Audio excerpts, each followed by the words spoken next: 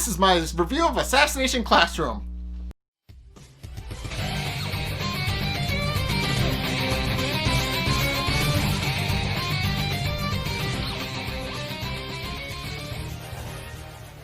Okay, so it's the summer break time, and basically what happens is they begin to set a plan in motion to kill Koro Sensei while they're at Okinawa. So it starts off with Meihara, Sugino, and Naisa all hunting for bugs.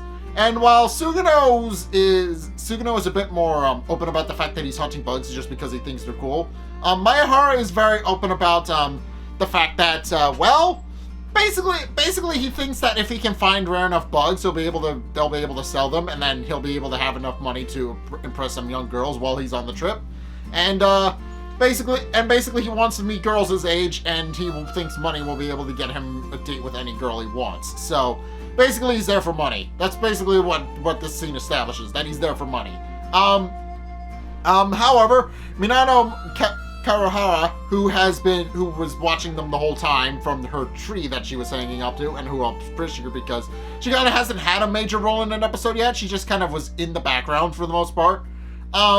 She announces that catching the bugs the way they're going to try and catch them isn't going to work, and as she points out, and as it turns out, she is very knowledgeable about the bug market which is apparently a thing. And points out how a long time ago, stag beetles were originally the most expensive bug you could find. You find them, you redeem them for a lot of money. However, as time went on, people started breeding them, and they kind of died off in terms of monetary value. So they're not really special anymore. But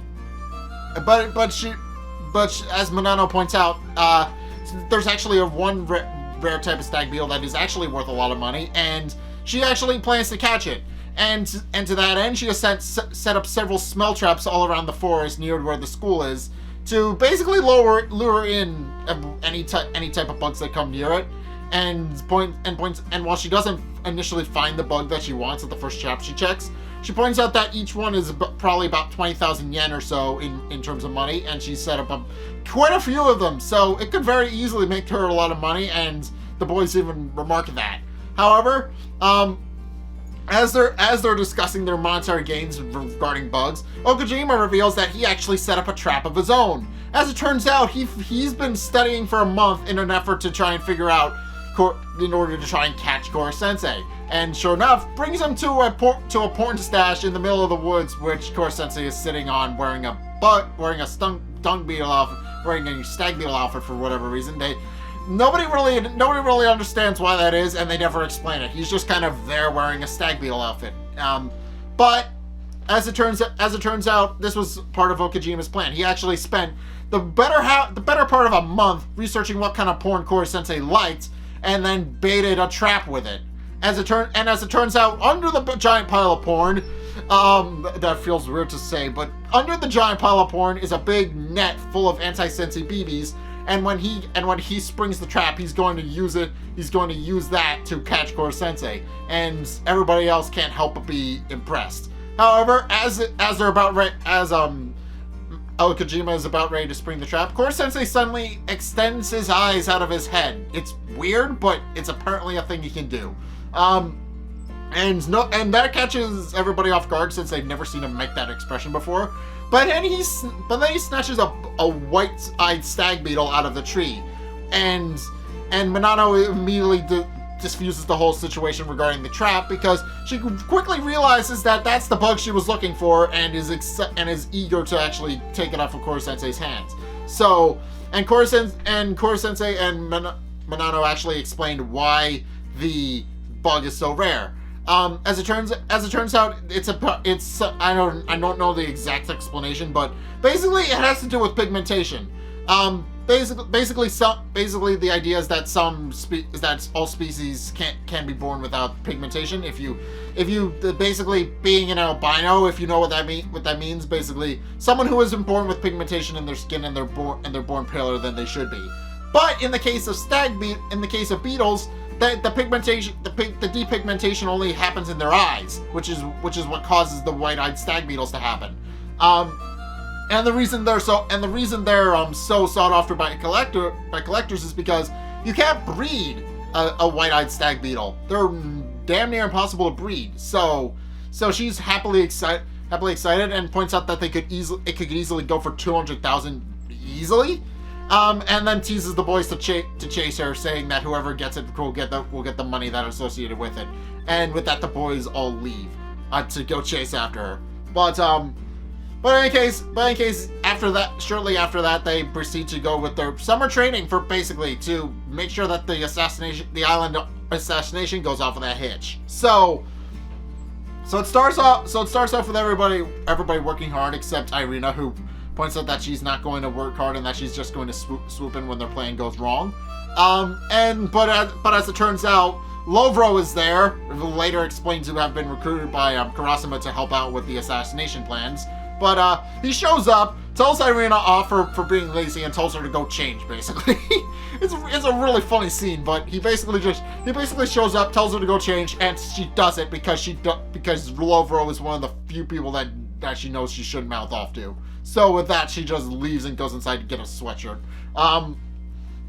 But in any case, Karasuma explains why Lovro is there. As it turns out, he's there to help them basically prepare their assassination skills to a fine point. Although, as Lovro quickly remarks, it doesn't seem like it's going to matter much, since as he notes, everybody has improved a lot since he's last been there in the past couple of months. So he's definitely noticed that they've improved, and takes particular interest in two of the students who specialize in rapid fire and sniping respectively.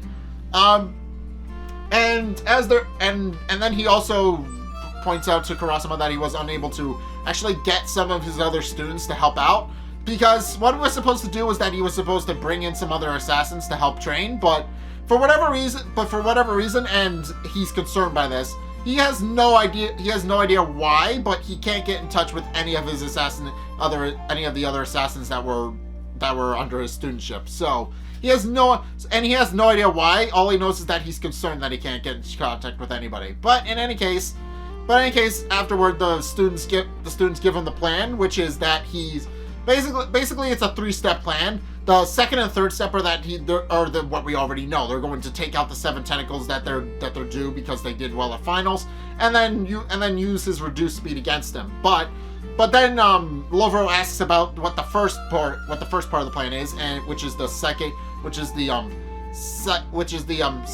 what is it called? I don't know what it's specifically called. Psychology trap or something like that. But basically the kids that were with Core Sensei yesterday, he tried to buy them off with popsicles to keep them from talking about what happened because he was embarrassed. And sure enough, they're playing. Maihara points out that if they can easily use that to their advantage to get Core Sensei into a trap and basically trick him and basically get him to lower his guard, or at least not be firing on all cylinders, which will enable them to actually pull off the assassination a lot better. And Lovro is both impressed and scared, basically. He's impressed that they came up with such an ingenious plan, and a little bit scared that they were able to come up with it that quickly. But in case, as he's giving instructions to all the students on how to improve themselves and their assassination attempts, Nagisa finally decides to ask him a question that's been bugging him for a while, since he knows Lovro will be able to answer him. Who is the best assassin in the entire world? And Lovro is initially confused as to why Nagisa wants to know this question, and wonders if he wants to go into the assassination business, but Nagisa politely declines that, and but then Lovro decides to answer his question. There's only one man. The best assassin in the entire world is known by several names. The Shinigami, the Reaper, the God of Death, basically all of these things, which just means that when he's the best at what he does, and he usually shows up when a plan goes completely belly up. So, sure enough, if an assassin is unable to take out their target, he'll eventually step in and do the job himself. So, and with that, Nagisa realizes that they need to take care of Core Sensei quickly before that happens. So, but in any case, Lovro decides to indulge Nagisa a little bit further by giving him a surefire technique that will help him assassinate basically anybody he wants. We never actually see what the technique is, but we'll get to that in a minute. But actually, we'll get to that a lot later. That'll come up in quite a few episodes from now. But yeah. But basically, we're not gonna see that for a while. So just be patient. There's just a technique that Lovro teaches Nagisa, and we don't get to see it right away, but we will eventually. So just keep that in the back of your head. But in any case, with that, they get onto they proceed to go to these Okinawa. They all get onto the ship, taking them to the Okinawa Island Resort, where it's revealed that Koro-sensei gets motion sick when he's on a boat. So and Minano tries to use that to her advantage, but she fails. So, because obviously Koro-sensei's too fast to actually kill. That they're playing for an island assassination. But in any case, they arrive and receive some food from the staff upon getting there, and some drinks. And they decide that they're going to assassinate Koro-sensei after they eat dinner. So with that, they decide to have some fun in the time being. But as it turns out, this fun is really a brilliant idea to disguise the fact that they're doing reconnaissance on the island to find the best possible spots to assassinate Koro-sensei at. And sure enough, they split up into groups like they did on their previous school trip. Basically, they split into groups. Koro-sensei rotates around all of them, and basically their job is to keep him busy while they all set up the assassination attempt. But in any case, they eventually they do set it up, and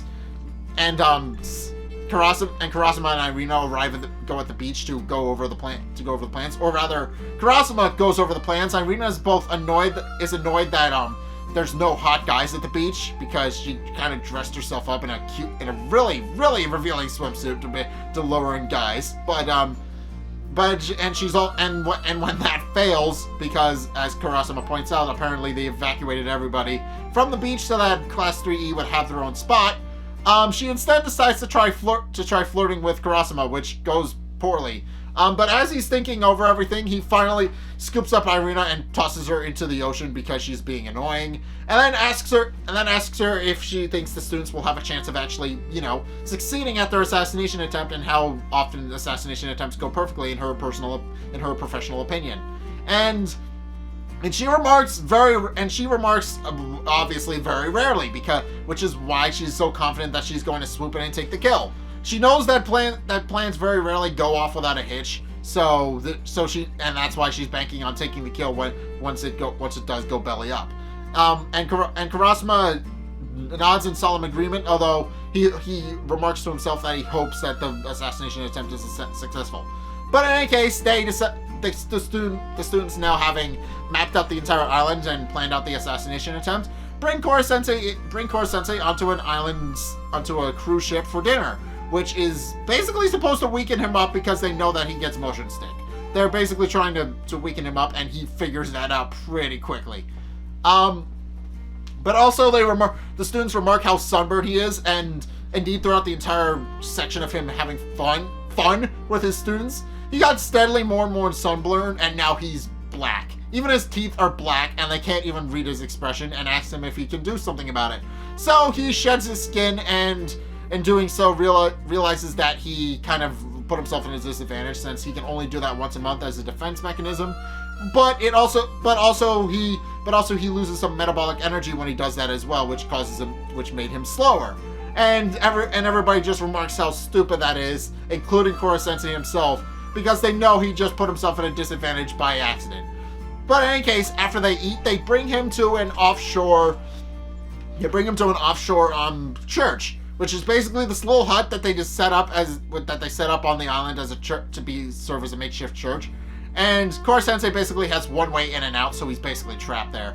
And with that, they prepare for the island assassination, which Koro-sensei is looking forward to. So, yeah, basically this just sets up an entire arc of Koro-sensei being stuck on an island with his kids, and he may die.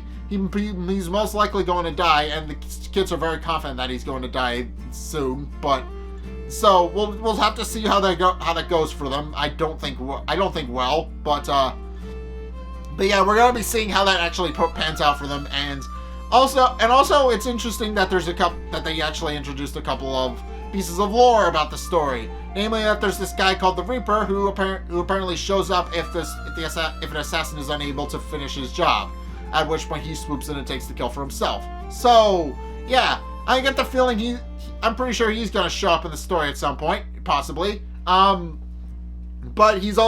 in any case, they also reveal that, basically they reveal a couple of weaknesses about Koro-sensei that they're able to use to their advantage, considering the fact that he's now stuck on an island with all of his kids. And not only does he get motion sick, but he also gets, he also can't swim. So he's kind of stuck on that island resort until he either dies or they leave. So we'll have to see which is which. But in any case, that's my review of Assassination Classroom. What did you guys think? Let's get a discussion going in the comment section down below, or over on my Discord server, link in the description. Anyway, thank you guys so much for watching. If you enjoyed, be sure to like, comment, and subscribe.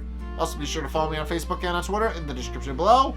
And also, be sure to check out my Patreon in the description below as well. It's only a couple bucks a month. It really helps me out, and you guys get access to a bunch of cool perks that I'm always saying thanks. So be sure to check those out in the description below as well. But in any case, thank you guys so much for watching. Until next time, I will see you guys in the next video. Peace!